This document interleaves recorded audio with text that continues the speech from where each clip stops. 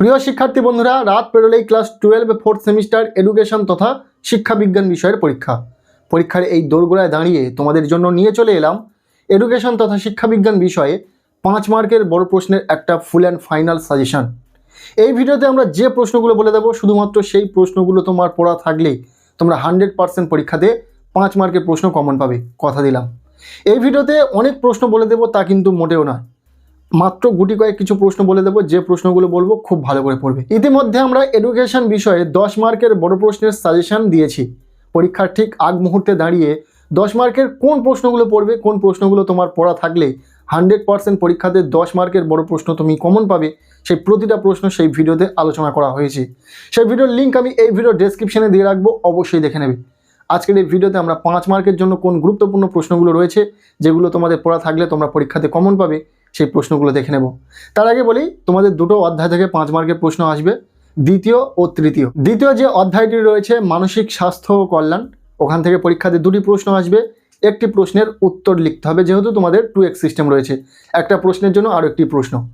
আর তৃতীয় যে অধ্যায়টি রয়েছে শিক্ষাগত প্রযুক্তিবিদ্যা, ওখান থেকেও পরীক্ষাতে দুটি প্রশ্ন আসবে, একটি প্রশ্নের উত্তর তোমাদেরকে লিখতে হবে, প্রতিটি প্রশ্নের মান 5। দুটো প্রশ্নের উত্তর লিখতে হচ্ছে, 10 নম্বর তোমরা খুব সহজে পেয়ে যাবে যদি আজকের এই ভিডিওতে বলা প্রতিটা প্রশ্ন পড়ে রাখো। চলো 5 মার্কের জন্য ঠিক কোন প্রশ্নগুলো পড়তে হবে দেখে নিই। আমরা দেখে নেব দ্বিতীয় অধ্যায় মানসিক স্বাস্থ্য ও কল্যাণ। পরীক্ষাতে এই অধ্যায় থেকে দুটি প্রশ্ন আসবে, একটি প্রশ্নের উত্তর লিখতে হবে, প্রশ্নের মান 5।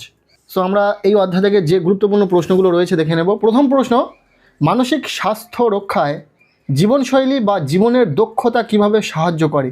ভীষণ ইম্পর্টেন্ট একটি প্রশ্ন, বা প্রশ্নটি একটু ঘুরিয়েও আসতে পারে, মানসিক স্বাস্থ্য রক্ষায় পরিবার ও বিদ্যালয়ের ভূমিকা আলোচনা করো। আমরা প্রশ্নটি দিয়ে দিয়েছি, এইভাবেও আসতে পারে। সো এই প্রশ্নটি খুব ভালো করে পড়বে। এরপর দ্বিতীয় প্রশ্ন, সুস্থতা রক্ষার অথবা শিক্ষার্থীদের শিখনে ধ্যানের গুরুত্ব উল্লেখ করো। এই প্রশ্নটিও ইম্পর্টেন্ট রয়েছে পরীক্ষার জন্য। এরপর 3 নম্বর প্রশ্ন, মানসিক সমস্যা কাকে বলে? মানসিক সমস্যা সমূহের সাধারণ কারণগুলি কী কী? মানসিক সমস্যা সমূহের প্রতিকার কিভাবে করা যায়? এই প্রশ্নটিও ইম্পর্টেন্ট রয়েছে পরীক্ষার জন্য। অনেক যাচাই বাছাইয়ের পর কিন্তু এইরকম একটি সাজেশন তোমাদের জন্য নিয়ে আসতে পেরেছি। এই নির্ভরযোগ্য সাজেশন তোমরা অবশ্যই ফলো করতে পারো, খুব ভালো একটা বেটার রেজাল্ট তোমরা করতে পারবে। এরপর 4 নম্বর প্রশ্ন, শ্রেণীকক্ষে একটি সাধারণ আচরণমূলক সমস্যা হলো স্কুল ছুট, এর কারণ ও প্রতিকার লেখো। 5 নম্বর প্রশ্ন, সহমর্মিতা ও সহানুভূতির মূল পার্থক্য কী? এর সাথে কার্যকারী যোগাযোগ কাকে বলে? পরপর এই 5টি প্রশ্ন ইম্পর্টেন্ট রয়েছে। এরপর আমরা দেখে নেব পরবর্তী যে প্রশ্ন। প্রথমত এই 5টি প্রশ্ন তোমরা খুব ভালো করে পড়বে, দেন আরও কয়েকটি প্রশ্ন দেখে রাখতে হবে, যেহেতু একটি অধ্যায় এবং যেখান থেকে তোমরা 2x সিস্টেমে দুটি প্রশ্ন পরীক্ষাতে পাবে, একটি প্রশ্নের উত্তর লিখতে হবে। সো প্রশ্নটি যেন মিস না হয় তার জন্য আর মাত্র কয়েকটি প্রশ্ন দেখে রাখতে হবে। 6 নম্বর প্রশ্ন, জীবনের কোন স্তরে জীবন কুশলতা শিক্ষা দেওয়া জরুরি এবং কেন? এর সাথে সৃজনমূলক চিন্তন বলতে কী বোঝো? এই প্রশ্নটিও ভীষণ ইম্পর্টেন্ট। এরপর 7 নম্বর প্রশ্ন, হু কর্তৃক নির্ধারিত 10টি মূল জীবন দক্ষতা কী কী? প্রতিটি দক্ষতা বিষয়ে আলোচনা করো। এরপর 8 নম্বর প্রশ্ন, জীবনশৈলী শিক্ষা বা লাইফ স্কিল এডুকেশনের গুরুত্ব আলোচনা করো।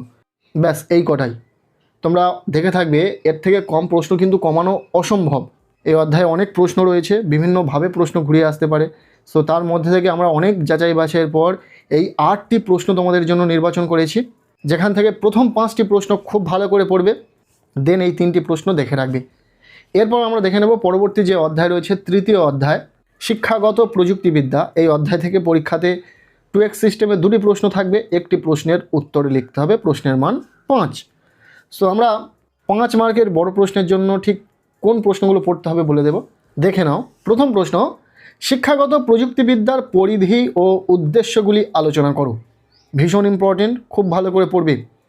এরপর দ্বিতীয় প্রশ্ন, শিক্ষাক্ষেত্রে ডিজিটাল বিপ্লব বলতে কী বোঝো? এর সুফলগুলি লেখো।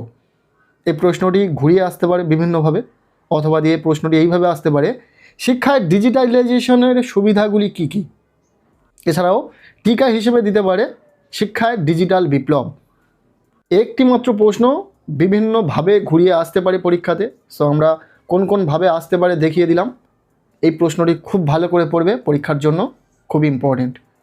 এরপর 3 নম্বর প্রশ্ন, আইসিটি অর্থাৎ ইনফরমেশন অ্যান্ড কমিউনিকেশন টেকনোলজি এর পুরো নাম কি? আমরা পুরো নামটি এখানে শো করিয়েছি, তবে পুরো নামটা পরীক্ষাতে লিখতে হতে পারে। এর সাথে প্রশ্ন রয়েছে শিক্ষা বিষয়ে এর একটি সুবিধা ও অসুবিধা লেখো। তোমরা দুটি করে সুবিধা অসুবিধা দেখে রাখবে, ইম্পর্টেন্ট। এ প্রশ্নটি একটু ঘুরিয়েও আসতে পারি। কিভাবে আসবে?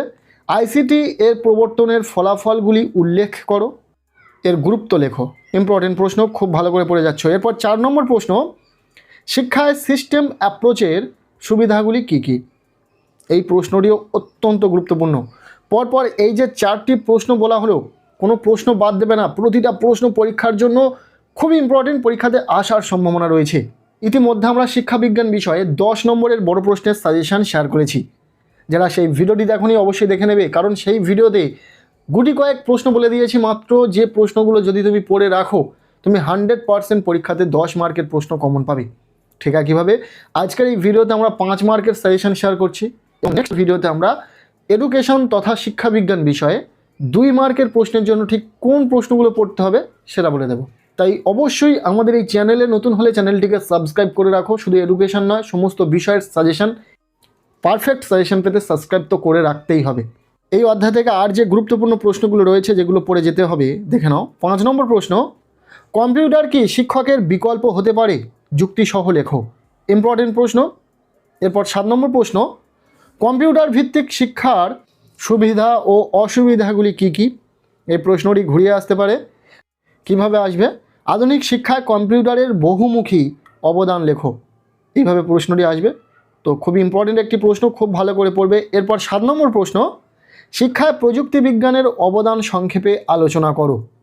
এবং 8 নম্বর প্রশ্ন অর্থাৎ শেষ প্রশ্ন, শিক্ষায় হার্ডওয়্যার ও সফটওয়্যারের অ্যাপ্রোচের মধ্যে পার্থক্য লেখো। এই ছিল টোটাল প্রশ্ন। 5 মার্কের বড় প্রশ্নের জন্য এডুকেশন পরীক্ষাতে এখান থেকেই প্রশ্ন 100% কমন এসে যাবে। এর বাইরে পরীক্ষাতে প্রশ্ন আসবেই না, কথাটা মিলিয়ে নিও। যে প্রশ্নগুলো বললাম প্রতিটা প্রশ্ন খুব ভালো করে পড়বে 5 মার্কের বড় প্রশ্নের জন্য।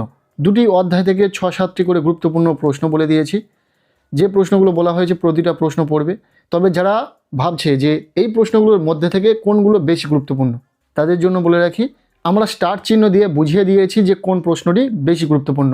যে প্রশ্নের শেষে তোমরা স্টার চিহ্ন দেখবে, বুঝে নেবে যে ওই প্রশ্নটি পরীক্ষাতে আসার সম্ভাবনা রয়েছে, ওই প্রশ্নটি বেশি গুরুত্বপূর্ণ অন্য প্রশ্নগুলির থেকে। কাজেই ওই প্রশ্নগুলো খুব জোর দিয়ে পড়বে যে প্রশ্নের শেষে তোমরা স্টার চিহ্ন দেখবে। পরীক্ষার সময় একদম এগিয়ে এসেছে, হাতে আর একদম সময় নেই। এই কম সময়টুকুও তোমরা শুধুমাত্র সাজেস্টিভ প্রশ্নগুলো পড়ো।